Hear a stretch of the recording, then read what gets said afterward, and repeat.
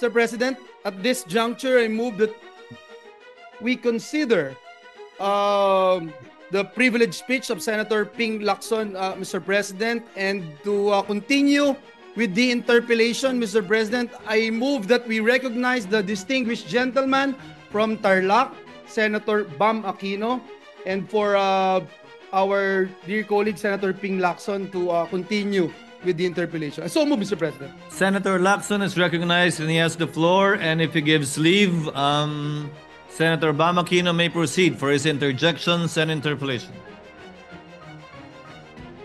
Would the good gentleman from Cavite yield to a few questions? Certainly to the father of the Pre-Tertiary Education Act, the distinguished gentleman from Tarlac. Maraming salamat, Mr. President. Mr. President, magkatabi po tayo kanina when we asked the question to Secretary Pangandaman kung magkano ba yung flood control for 2026. At Mr. President, do you remember her answer? Kung magkano po yung nasabi niya?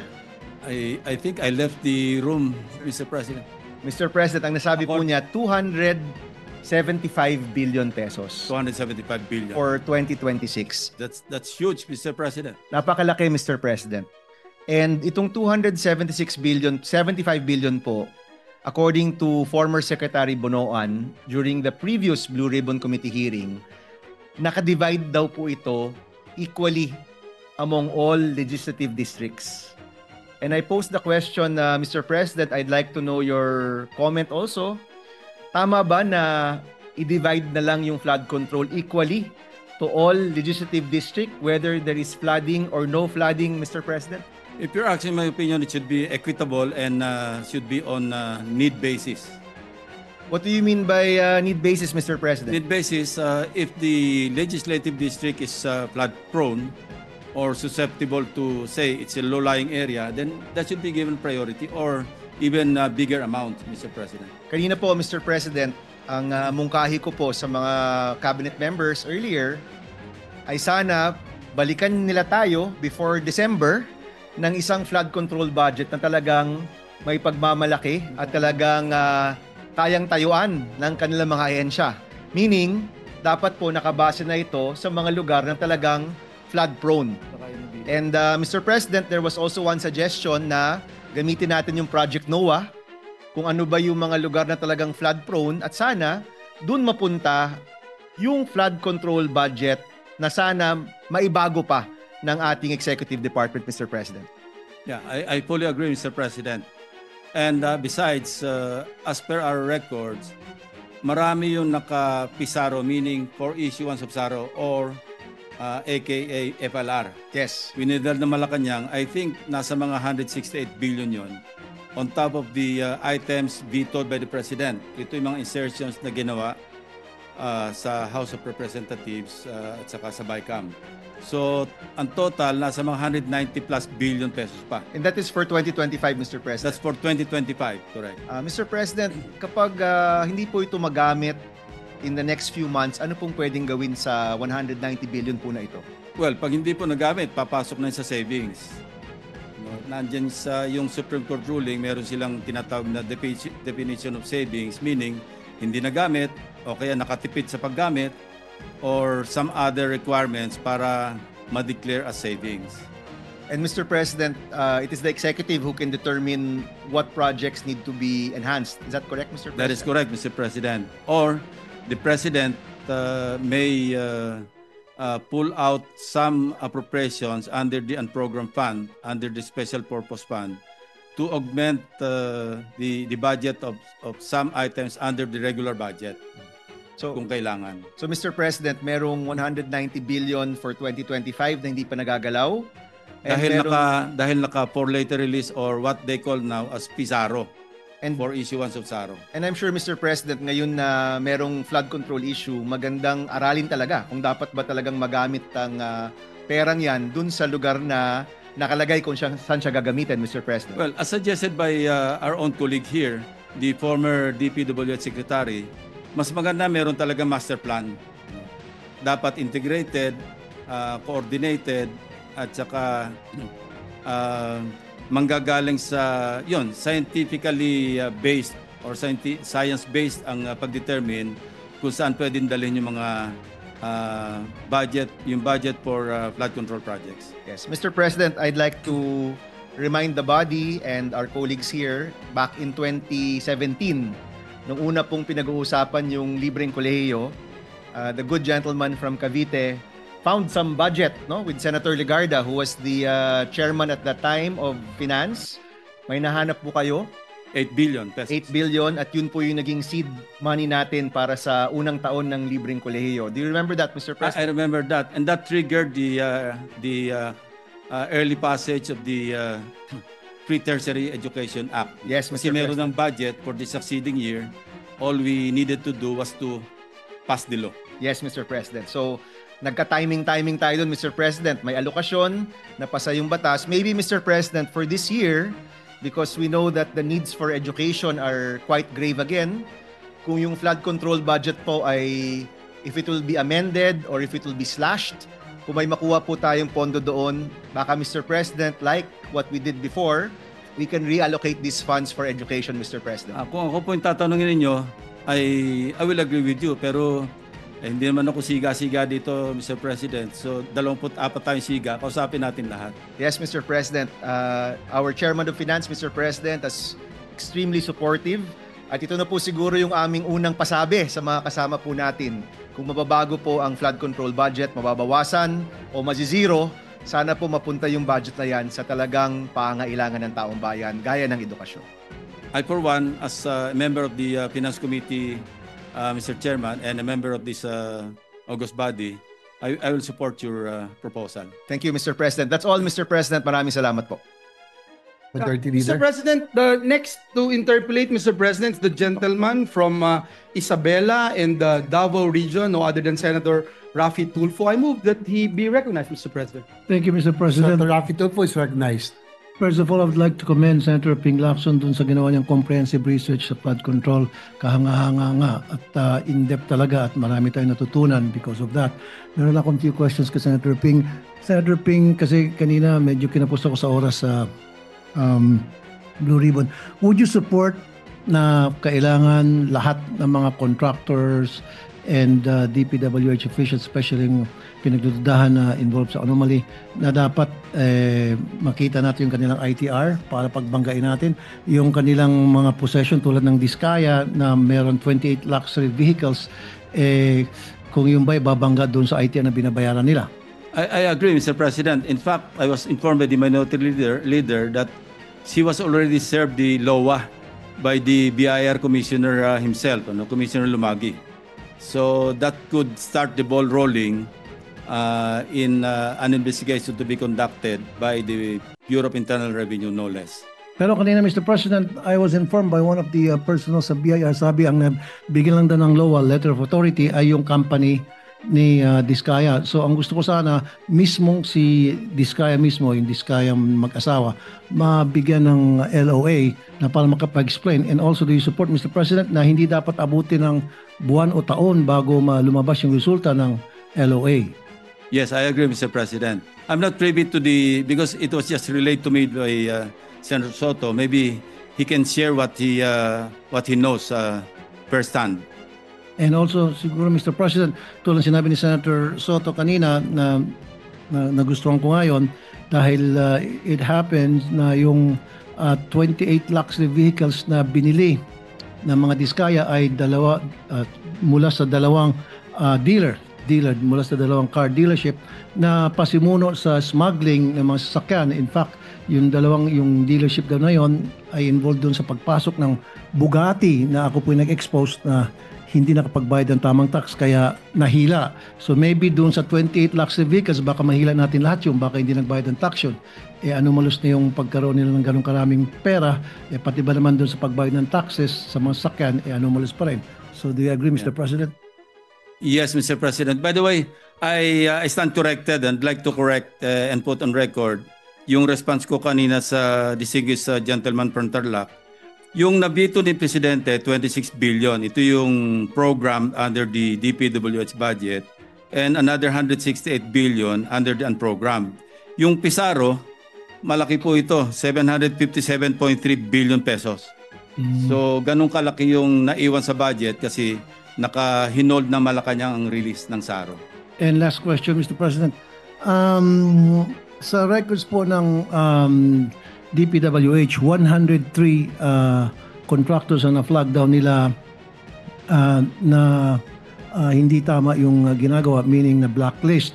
But out of those 103, isa lamang doon, Mr. President, ang sa flood control. Do you agree na dapat imbestigahan din ang DPWH? Bakit isa lang ang flood control doon na flag down na bilang tawag na blacklisted? Di ba dapat mas marami dapat doon ang flood control projects? Well, all I can say, Mr. President, is that the President made a very good choice in the person of Secretary Vince Dizon. And I think being an action man, he will initiate a comprehensive and extensive investigation on the anomalies involving flood control projects. In fact, I heard that he already ordered the submission of courtesy resignations of all the officials, undersecretaries and below. And that's, I think, a good start. And you did mention about Secretary Vince, Mr. President, and I do agree with you, Senator Lacson, of course, with the President of appointing him, because for me, he is the perfect person for that position. I only know him for a short time. It is a short stint bilang Secretary ng Public Services, me bilang Chairman ng Public Services. He's done a lot. Marami po siya mga nagawa, mabusisi siya. He does a lot of inspections. In fact, he's very strict with his people.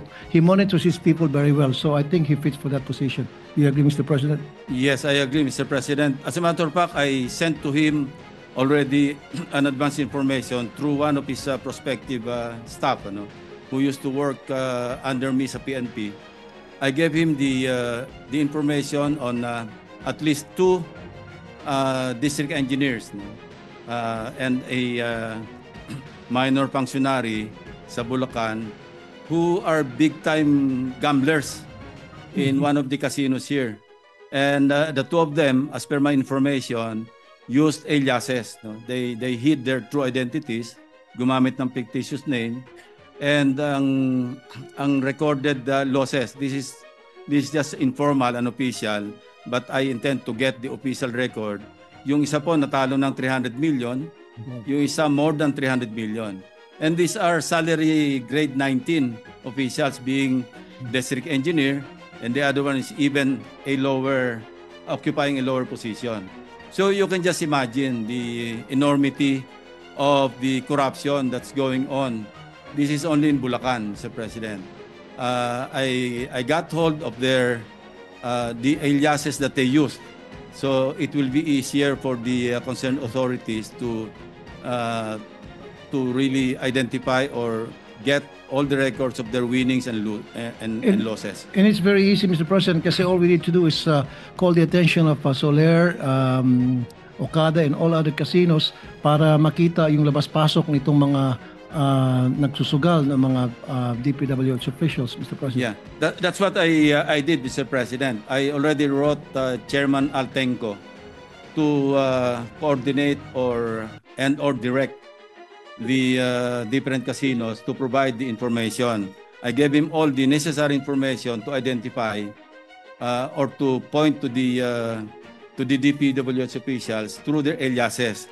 And by the way, there's this Memorandum Circular number 6 issued way back in 2016 na pinagbabawal na mahigpit ang paglalaro sa casino ng lahat ng government officials.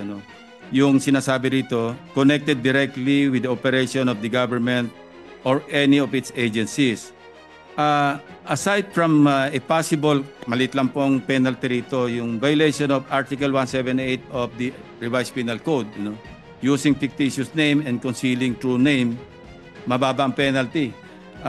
Arresto mayor and a fine not to exceed 100,000 pesos. Pero at least, dito kung sa violation naman ng RA 6713, Code of Conduct and Ethical Standards of Government Officials and Employees, medyo mataas yung penalty. Abot siya ng hanggang 5 years imprisonment, and ang fine nasa mga 5,000, and perpetual disqualification. Possible perpetual disqualification from holding public office. And lastly, Mr. President, last na. Thank you, Mr. President. That's all. And I congratulate you, Senator Ping Lacson. Keep up the good work. Thank you, Mr. President. Thank you very much to the gentleman from What is- Sabela. What is pleasure of us, Senator Zubiri? Yes, Mr. President, just to interject, with that revelation, may we ask if the Blue Ribbon Committee, which is already conducting the investigation, subpoena the CCTV as well as the pertinent documents that that fellow used in their gambling activities? If the chair may I would want to interject. I asked the question earlier during the Blue Ribbon Committee, and former DE Henry Alcantara even admitted of their casino visits, no, with Bryce Hernandez and others, and we likewise requested Soler to provide the CCTV so that we can identify if indeed they are going there. Yes, because that's unexplained wealth, Mr. President. Definitely, if they lose 300 million, where did they get the 300 million from? From Thank you, flood Mr. control, Mr. President. Exactly. But my point being is, kung may pera silang ganyan, talagang dapat mailabas ng agency yan, a proper agency concerned. And most especially, the gambling casino. If it's subpoenaed, they're no longer, I think, covered by the Privacy Act. If it's subpoenaed by the Blue Ribbon, pwede na makuha ang dokumentong yung video na yan, Mr. President. Thank you. Thank you. Unfortunately, Mr. President, ang lifespan ng CCTV footages, 1 month lang. So kung naglaro sila more than a month ago, baka wala na, nakabura na yon. Mr. President. Yes, the majority leader recognized. Yes, Mr. President, just to confirm the information given by Senator Lacson to Senator Rafi Tulfo earlier, I was just on the phone with the BIR Commissioner Jun Lumagi, and the additional LOA that they had given Mrs. Diskaya earlier was an additional for 2019 and 2024 that they refused to receive before. And the 2020 up to the 2023 was already served, ongoing, and for the 9 companies, but for the individual herself, yes, there is an ongoing investigation already and an LOA. So that should address the concern raised by Senator Tulfo, Mr. President. Thank you. Mr. President, next to interpolate is the gentleman from Nueva Ecija and Camarines Norte, Senator Robin Hood Padilla. I move that he be recognized, Mr. President. Senator Robin Hood Padilla is recognized.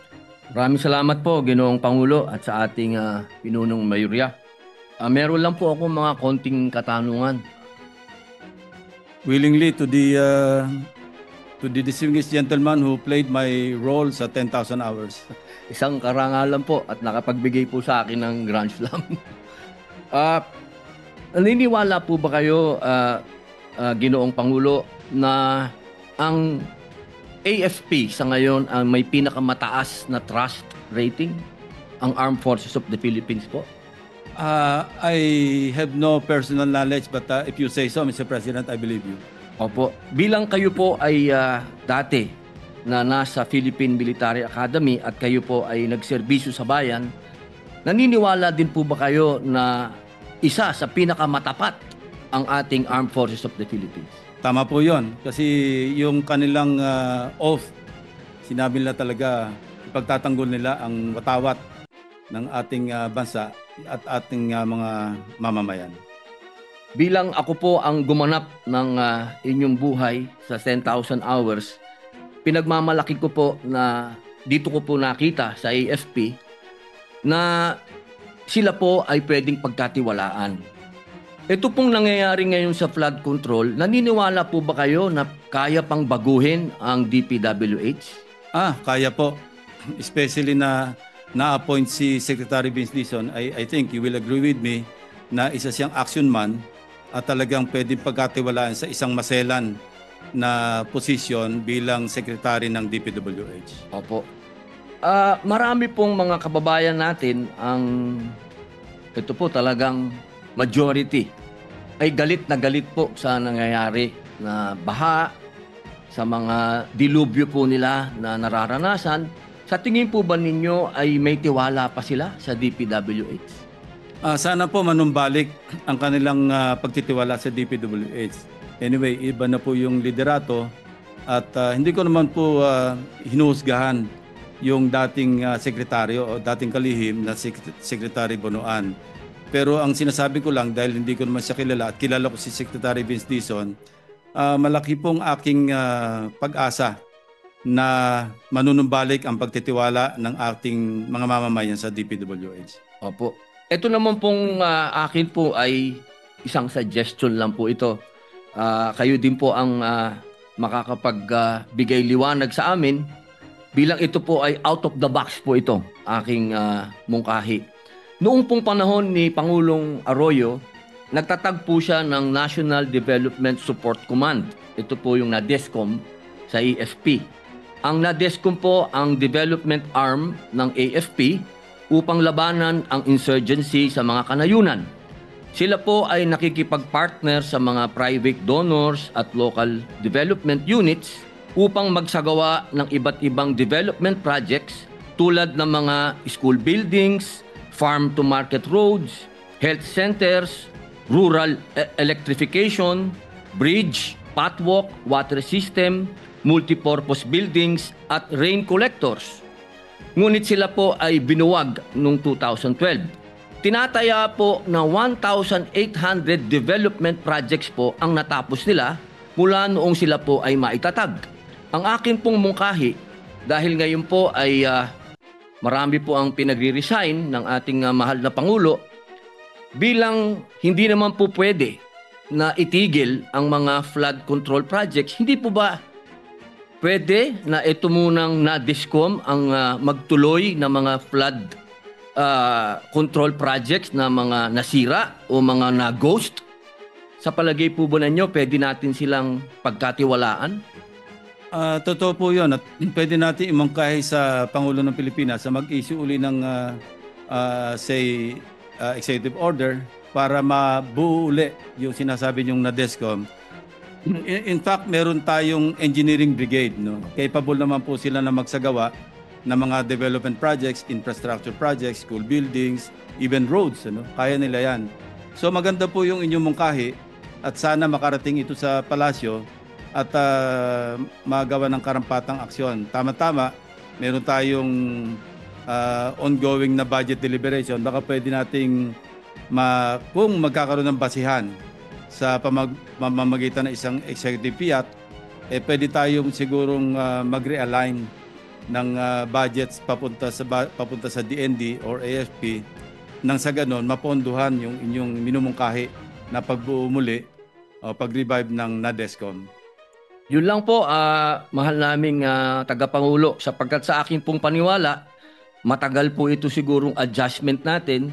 Dahil marami nga pong pinagre-resign, baka maantala po yung mga proyekto na flood control. Mainam po sana ipagkatiwalaan muna po natin sa AFP dahil sila po ang pinagkakatiwalaan ng ating taong bayan. Maraming salamat. Maraming salamat po. Alam nyo, yung mga out of the box, minsan mas pakinabang pa kaysa sa yung mga common o yung regular na mga proposals. Maraming salamat po sa ginoong distinguished gentleman from Nueva Ecija. Salamat po. Yes, I believe Senator Gatchalian is next. Senator Gatchalian is recognized.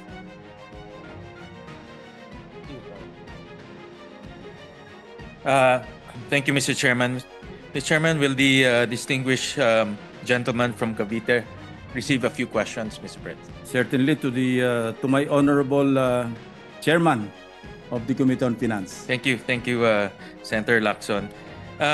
When you were giving your privilege speech 2 weeks ago, you showed a contractor there by the name of Darcy and Anna, and I took note of that name because you also mentioned that contractor, I think it was a sole proprietor, if I'm not mistaken. That is correct. Sole proprietorship. Sole proprietorship. And that struck me because when we were looking at the top 15 contractors that were mentioned by the President, we were surprised to learn that 4 of them are also sole proprietor. This is QM Builders. The other one is Wawa Builders. I think you also mentioned Wawa Builders in your privilege speech. MG Samidian, and then Road Edge. Just to give the body information, QM Builders has a contract from 2022 to 2025 of 7.3 billion pesos. Sole proprietorship. Sole proprietorship. Ang Wawa Builders, 4.2 billion pesos. MG Samian is 5 billion. And Road Edge, about 4.5 billion pesos. Typically, sa pagkaalam ko, Mr. Chairman, ang sole proprietor typically are created by entrepreneurs managing their very small business. Typically, mga grocery or hardware or bakery. But first time ko nakakita na isang sole proprietor, 7.3 billion pesos ang kontrata in a span of 3 years. So that's about 2 to 3 billion every year. May I know from the good gentleman if he has also saw this unusual, it's not illegal, just to put it on record, but it's unusual. And may I pick the brains of the good gentleman on why this unusual practice is present in this type of government projects? Hindi na rin po nakapagtaka kasi sa loob mismo ng PICAB, yung Contractor Accreditation Board, may 2 contractor na simultaneously or overlapping while serving as director of PICAB, they still own their respective construction firms. Yung isa yung AS Escalante, AN Escalante, or anyway, Escalante Construction Corporation. Yung isa EGB, Ernie G. Baggao. And then when I called out, called the attention of the board, di ba nag-deny kagad sila ng possible shenanigans inside the board. So I dug deeper and I found out that 2 of their directors, ganun nga, one was appointed in September of 2023 and at the same time, meron silang pinirmahang kontrata with DPWH. Ang katwiran po nung isa, particularly si Director Escalante, ang sinasabi ro sa RA 4566, the law that created PICAB, isang requirement, isang qualification, kailangan contractor ka. And I don't dispute that. Parang this is akin to the qualification to be a judge, dapat lawyer ka. Pero sinasabi naman sa kabilang batas, because yung RA 4566 was passed in 1965. Yung RA 6713 was passed in 1989. So libre siya sa 4566 pero hindi siya liligtas sa 6713, yung Code of Conduct and Ethical Standards. Because maliwanag doon, kapag ikaw contractor o maski anong linya ng iyong hanapbuhay, business, at kayo pumasok sa isang agency ng government, lalo na kung regulatory body ito, like the PICAB, within 30 days, kailangan mag-divest ka. Hindi naman sinasabing bawal yung contractor na pumasok, pero by God, kailangan mag-divest ka, yun ang sinasabi ng batas. But one of the board directors, yun ang kanyang defense. Sabi niya, requirement niya, contractor But he did not divest. Kasi nga, maliwanag sa record, and I think if cases are filed against them for violating RA 6713, open in that case because we'll just refer to the records and there you go.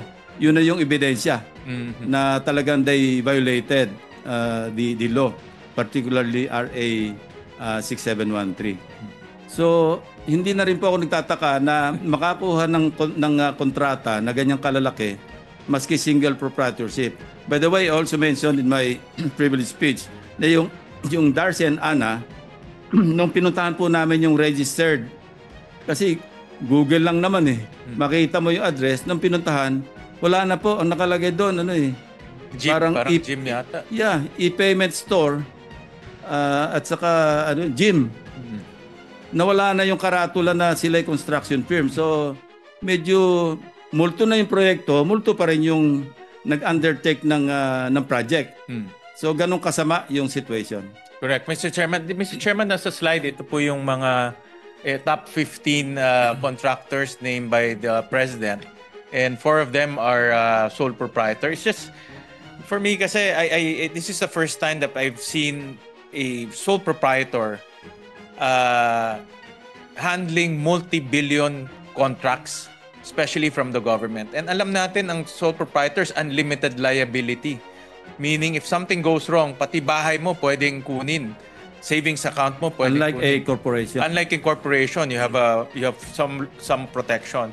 So it's really a I would say a unusual practice that a sole proprietor will engage in a multi-billion contract.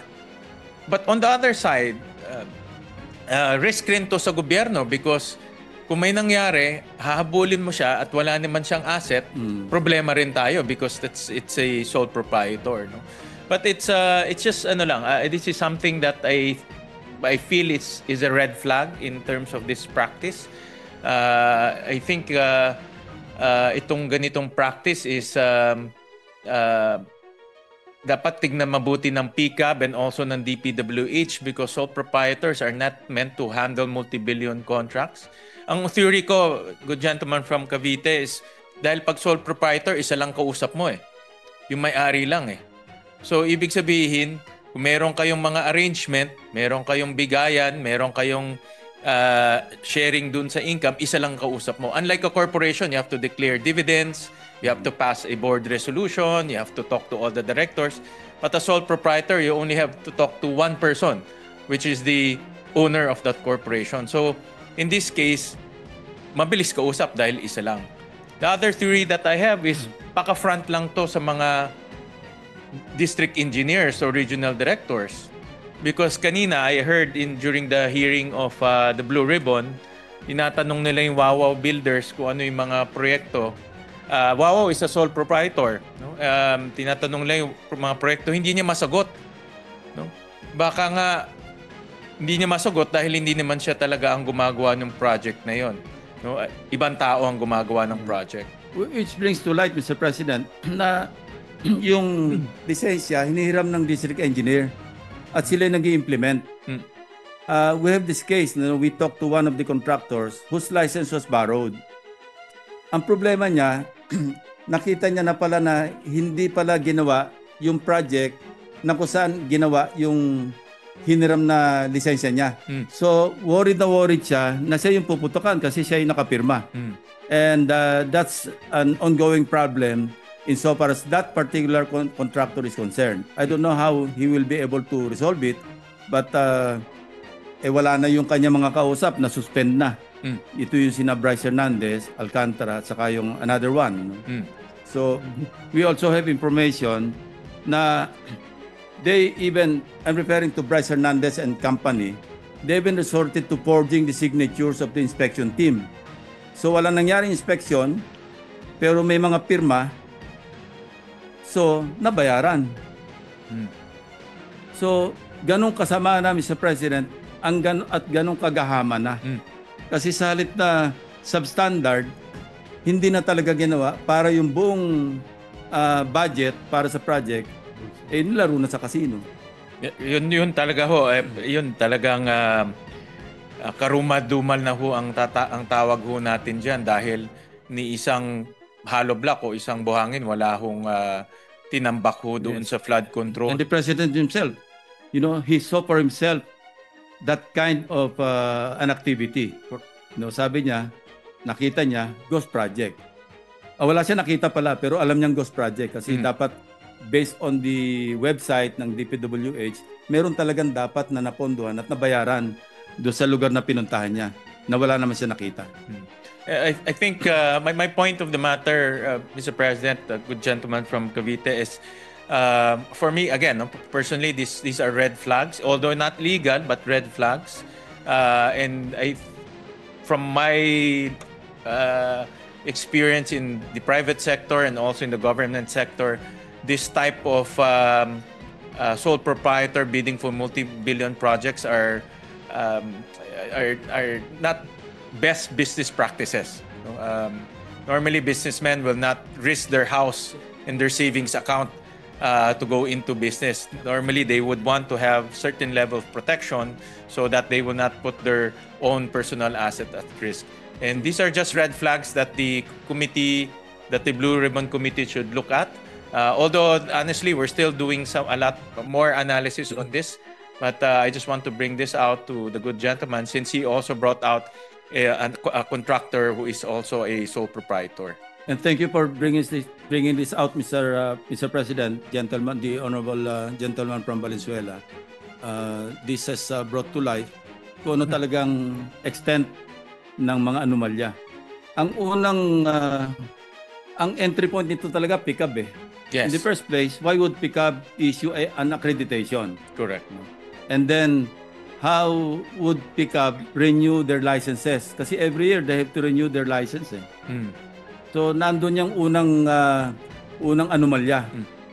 Pangalawa na lang yung sa DPWH. Correct. So, we really have a big problem, Mr. President. At nasabi niyo kanina itong si Escalante and the other director, I was just comparing this with ERC, who's a regulator.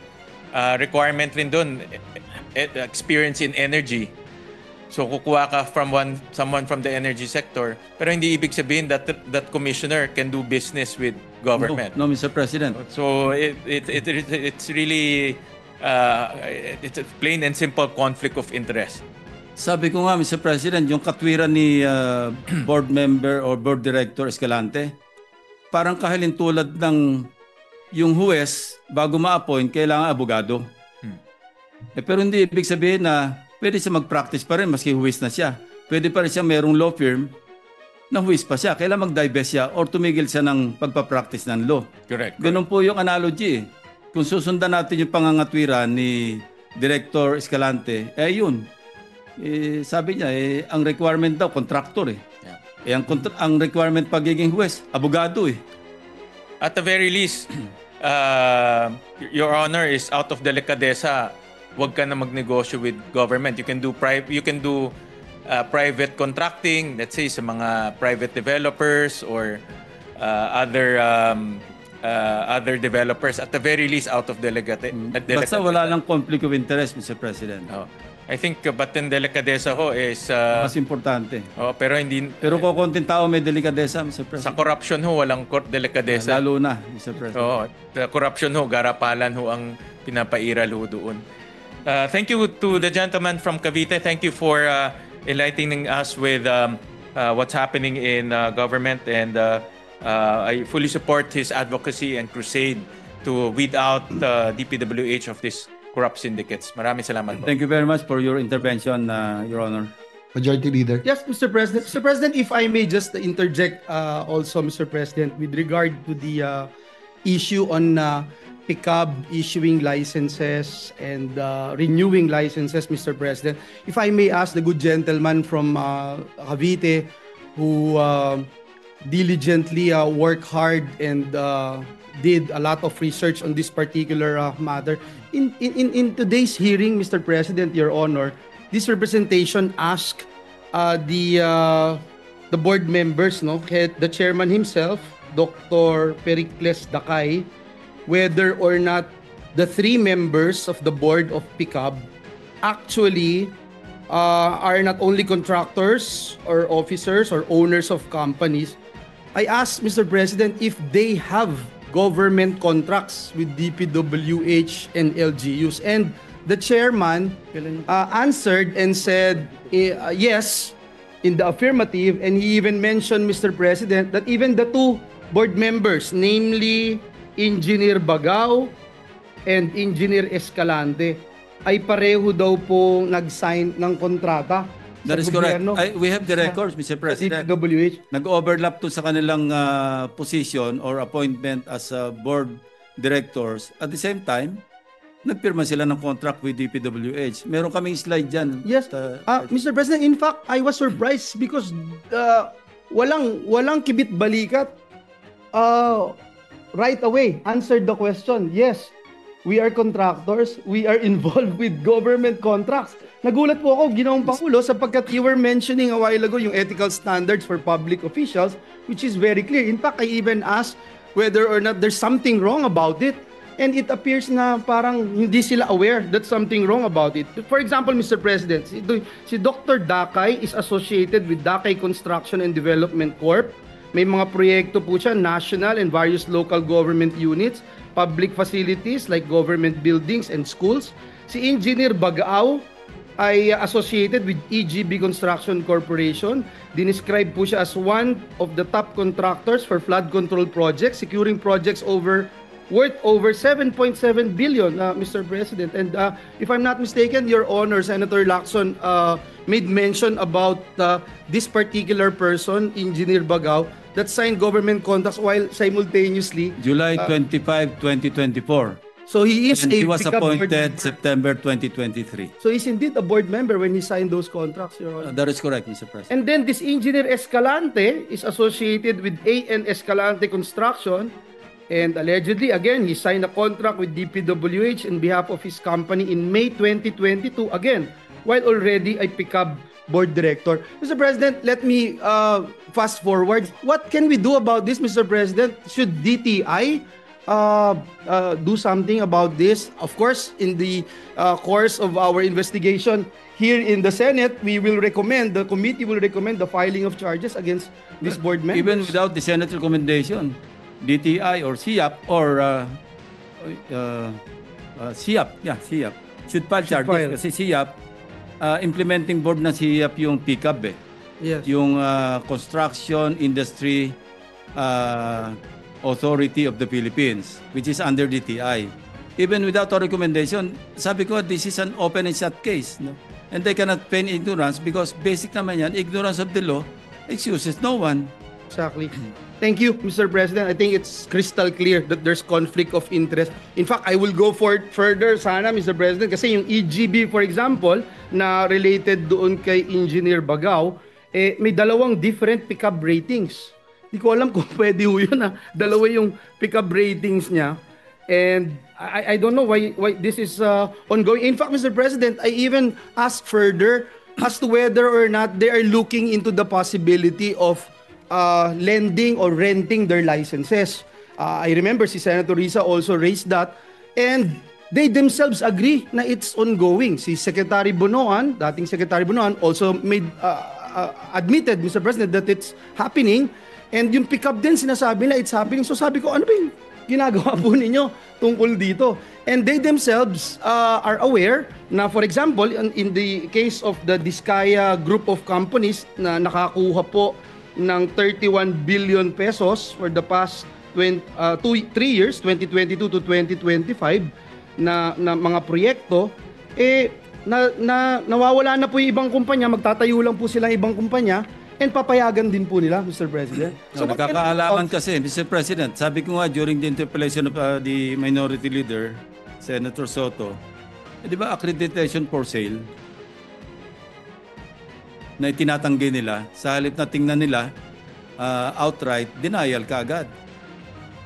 Kaya nga nakakapikon, Mr. President, and that drove me to dig more deeply into some shenanigans inside the pickup. So yun ang natuklasan namin, ayan no. Kasi nag-ingat pa nga kami, sabi ko tingnan nyo mabuti, baka kapangalan, although hindi naman pangkaraniwan yung Ernie G. Bagao, sabi ko compare nyo yung signatures, parehong-pareho. So, walang duda, and ito yung kay Escalante, ganun din. No, while serving as a director, nagpipirma naman ng kontrata with DPWH. Sir President, perhaps that explains everything. Diyan po nagsimula. We're not saying na sila lang yung may sala, at dapat talagang pagtuunan ng pansin ito. Last but not the least, Mr. President, because everything we're doing here is in aid of legislation, may we know from the good gentleman from Cavite on how we can address the problem of license renting. Kasi yung subcontracting loophole, for example, the principal contractor with a valid pickup license, legally may subcontract.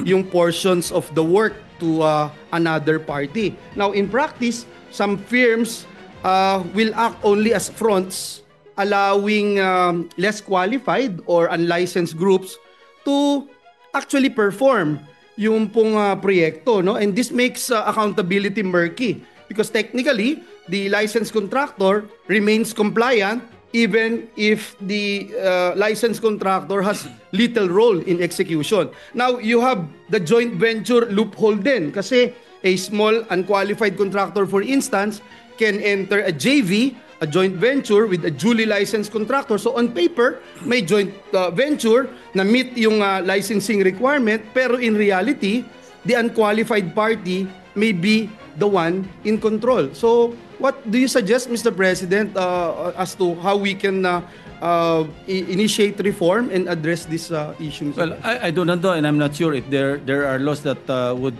penalize lending and borrowing licenses, ano? Kung wala, I think it is a good piece of legislation that we should pursue. They all agree a while ago, Mr. President, that it's prohibited. And well, I'm not sure if there are laws that cover it, Mr. President. Yeah. Kaya mas maganda kung wala, pag-aralan natin, at kung wala pang batas, isama natin sa legislation siguro na heavy fines and even imprisonment for lending and borrowing. perhaps lifetime ban? I don't know, Mr. President. We have to discuss that. Yeah. Thank you, Mr. President. That'd be all. And the gentleman from Bukidnon is also seeking the floor, Senator Mig Zubiri. May I move that he be recognized, Mr. President? Senator Juan Miguel Zubiri is recognized. Thanks. Thank you very much, Mr. President. Mr. President, once again, I laud our colleague from the minority bringing this topic up. It's very timely. The fact that there's still 3 more years in the president's term, and he really truly wants to be able to come up with a legacy. And this is one of the legacies that he could come out with if he'd be able to dismantle the syndicates that are within the DPWH. But it just boggles the mind, Mr. President, and I'd like to ask my colleagues, it boggles the mind why or how ghost projects can even be done, knowing the fact that if the procedure is at the end of the project, usually may turnover po yun, di ba po, Mr. President, may turnover po yan sa barangay. So the barangay chairman has to sign. Kasi yung mga barangay chairman ko dun sa Bukidnon, pag hindi kompleto yung project, hindi nila pinipirmahan. So hindi po siya completed, Mr. President. So is that correct to say? Is that a correct assumption that it has to go through several checks before the actual project can be called completed, Your Honor, Mr. President? Yes, merong inspection team, Mr. President. Kailangan may mag-sign off. No? And these are not just 1 or 2 persons. Ano? Several officials, I think 5 ang pipirma. Accountants, yung sabi nga ni Minority Leader Tito Soto, district engineer, pwede yung assistant district engineer, may accountant, head ng inspection team. Pagka may collusion, lahat pipirma yon. Sabi ko nga, meron pang experience na at least 5 projects in Bulacan, forged yung signature ng inspection team. So that's another offense, Mr. President. Para makubra yung bayad, nag-forge na ng signatures. So they're claiming that it was forged, or was it a according to our falsification information, and we're trying to get the documents, Mr. President. Well, that's usually that's what they say pag nahuli sila, forged yung signature nila. Pero baka naman totoong Meron napirma. tayo mga specimen signature experts, Mr. President. Hindi sila lulusot. Pag sinabi lang pinorge ang signature, pero totoo nilang signature, how could they escape that, Mr. President? Yes, Mr. President. So there are several, as I said, as you also mentioned, there are several laws that have been possibly violated. Of course, the Graft and Corrupt Practices Act, pati yung falsification of public documents, if indeed that they forge the documents, and also possibly estafa, Mr. President, because yung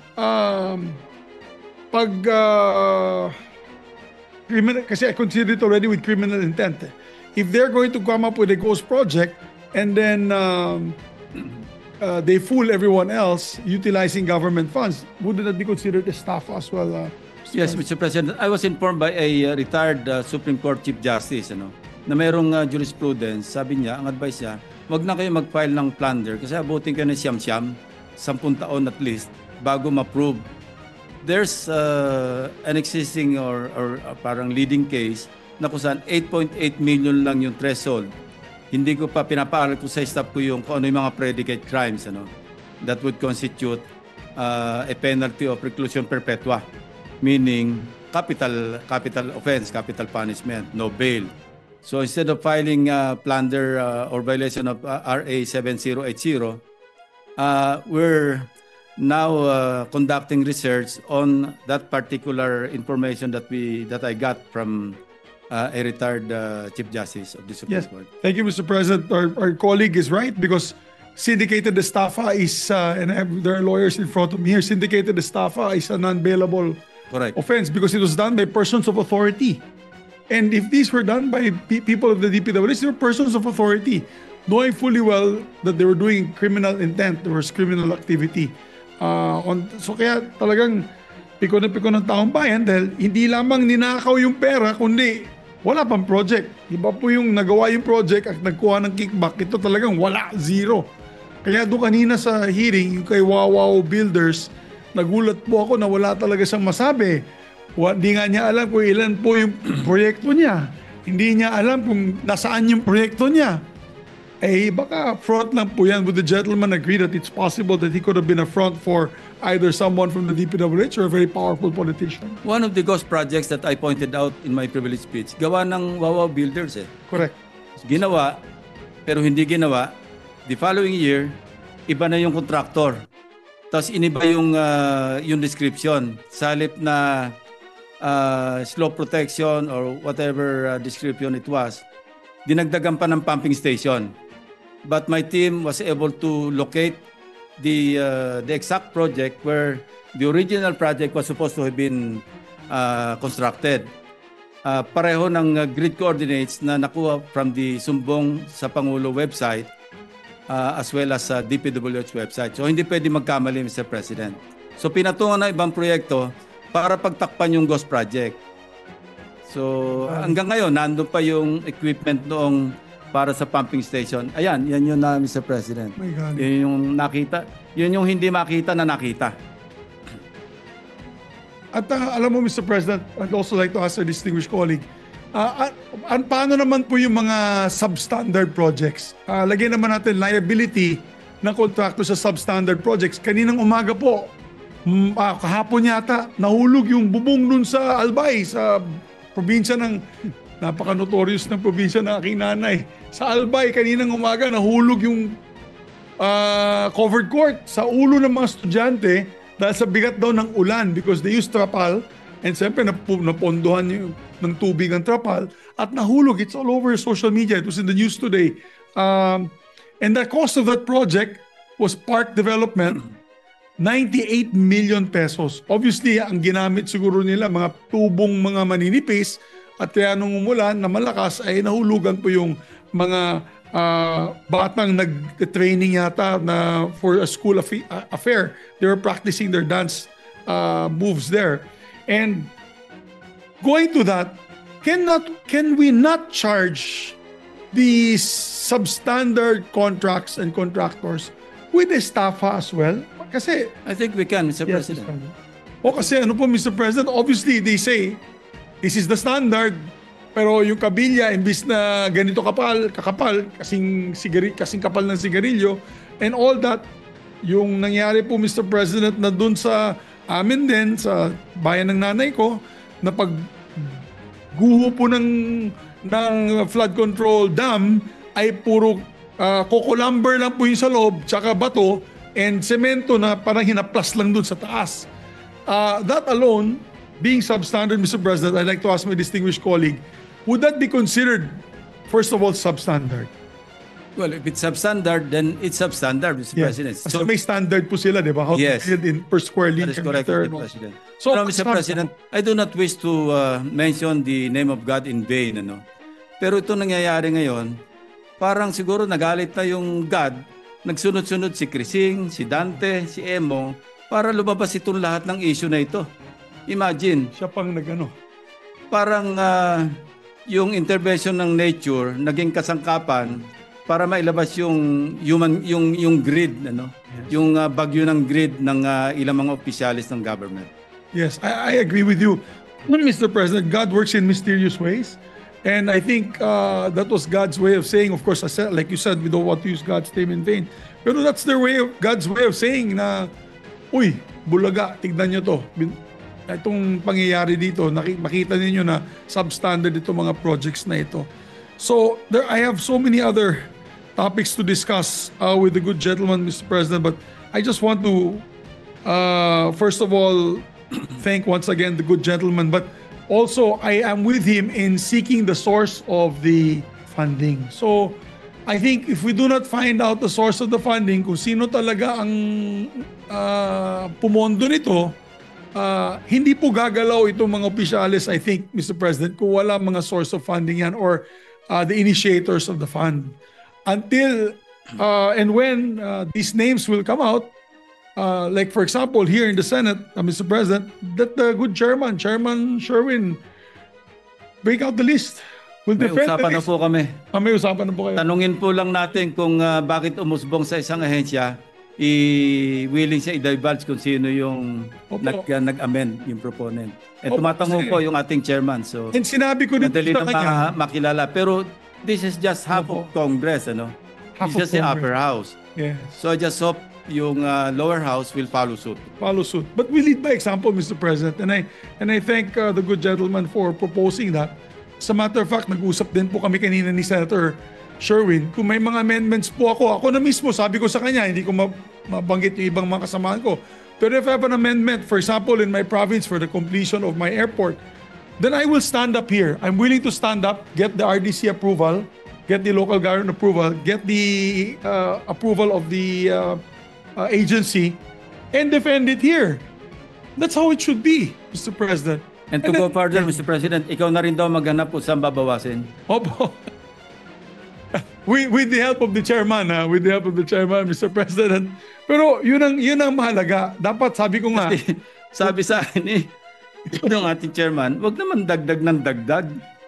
Tulungan niyo naman kung maghanap kung saan tututin. tama. Otherwise, siya yung puputukan, sa kanya magagalit yung mga agencies na binawasan niya. Kaya nga Mr. President, sabi ko, sino yung tumutulak at tumujuk dito sa in amendments, which you call institutional amendments, siya na rin ang tumayo at depensahan. Hindi lang depensahan, maghanap siya ng kung saan kukunin, Mr. Tama President. po yan, Mr. President. Pero at least, hindi po bog-bog ang ating chairman.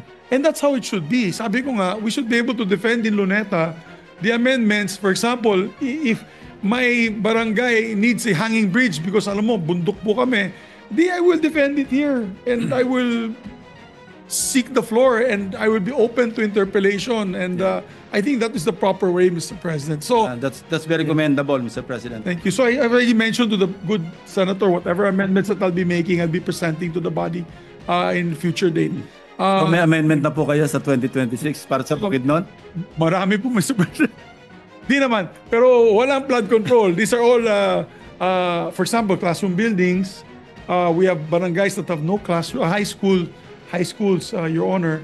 So baka yun mga i-propose ko po. Well, I remember this happened to us, Mr. President. When I was still here, di ba sabi nyo, pwede ba ito, Senping, dahil ito may RDC approval naman ito. And I said, I have no problem with that because yan nga kailangan yung nanggagaling sa RDC because during the Finance Committee DBCC hearing kanina, napansin ko na naman yung Local Development Council na inadapt sa NEP, 19.9%.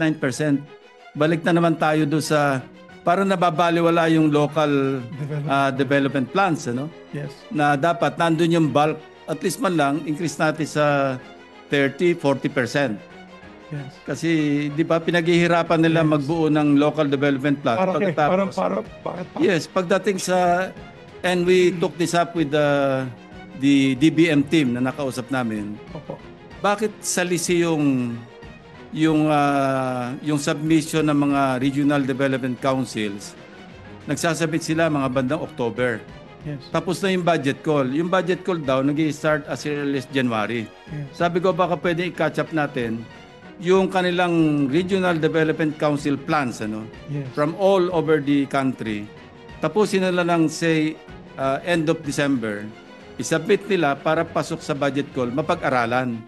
Hindi yung parang the Imperial Manila as they call it, yung mga taga-probinsya. Magsasubmit yung pero late na. Wala na silang pagsasabitan. Tapos na yung budget call, may NEP na. Yes. Yeah. After the SONA, within 30 days, nandyan na yung National Expenditure Program. Saan pa na magagamit yung kanilang regional development plans or local development plans? Yes. So, and they're trying to catch up daw to synchronize yung output ng mga regional development council plans na sinabit doon sa budget call. Actually, Mr. President, the members of the House of Representatives, I don't know if I should be saying this, but I know many of them already submitted their projects to the NEP. Yun nga na-discover ng ating chairman, Mr. President. Opo. Iba-ibang barangay, pare-pareho na naman yung appropriations. Sabi ko, malamang yan. LIT. Malamang yan. Hindi, yung dati yun, yung BLIP, various local infrastructure projects. Ngayon, naging BIP. Various infrastructure. Na iba yung nomenclature, pero same banana. Iba, same dog, iba lang yung collar. So, yun. And, sabi ko nga, I was tempted to propose or even move. Kanina sana sa DBCC meeting, adapt na lang natin yung NEP. Pero hindi pala po pwede dahil na-discover nga ni Chairman Gatchalian. Inunahan na tayo, inunahan. Oo, yun ang tawag ko sa aking privilege speech na distinct. Pag distinct, yun ang code na akin yan. Oo. Kung sino yung nagsingit doon, kanya yon, huwag niyong pakialaman yan. Kasi pag ganyan yung amount, 77,000 something, or kung ano yung na-discover ni Chairman Gatchalian, code yun kung sino yung nagsingit doon. And as pointed out by Senator Villanueva, the distinguished majority leader, di ba tinanong niya, posible bang sa NEP pa lang nakasingit na? And I answered in the affirmative kasi nangyayari talaga. So, National Expenditure Program pa lang, naka-insert na. Pagdating sa House, mag-i-insert ulit. Topo yun. Quadruple WAMI. Kasi pagdating sa Senate, mag-i-insert ulit. Di pangatlo na. Opo. Pagdating sa BICAM, mag-i-insert ulit. Quadruple WAMI. Pang-apat na WAMI. At kaya nga po, Mr. President, I am all for the reforms in the budget process and fully support it, particularly sa RDC, Mr. President. Actually, 2 months ago, last June, ako ay nag-present sa RDC din sa mga projects that are needed for the Region 10, kasi that's my region, Mr. President. So, I'm doing what the good gentleman is asking, that dapat may RDC request talaga. And kung kaya naman lalo na wala kang kalaban ng mga RDC chairman, no problem. So, I know many of us kasi have advocacy. Sa RDC, Mr. Chairman, nandun yung mga governors, nandun yung NEDA, nandun yung TBM. Correct. Yung kanilang mga regional officers, di ba? Correct, Mr. President. So, ano na yun comprehensive na yun nandun, represented na silang lahat. And I'm glad that the President issued Executive Order number 82. Ito yung nag-i-strengthen sa role ng mga RDCs. Kanina, that was supposed to be my third topic yung sa local development or regional development councils. Kung na-implement na ito, because this was issued several months ago, how effective yung implementation ng Executive Order 82? Yes. Has it really strengthened or enhanced the role of the regional development councils para mag-apply na sa 2026 budget? Apparently, parang hindi rin kasi bakit nga may pagkakapareho na naman ng mga items? May I ask the chairman of the Finance Committee how many items he was able to identify? More or less, parang ballpark. Actually, Mr. Chairman, I was texting my staff nga to send me the PDF copy of that DPWH NEP for 2026. Because last week, we engaged this third-party association to ng mga project managers, because there are 4,000 flood control projects in the 2026 NEP alone. And nakasulat kasi lang doon,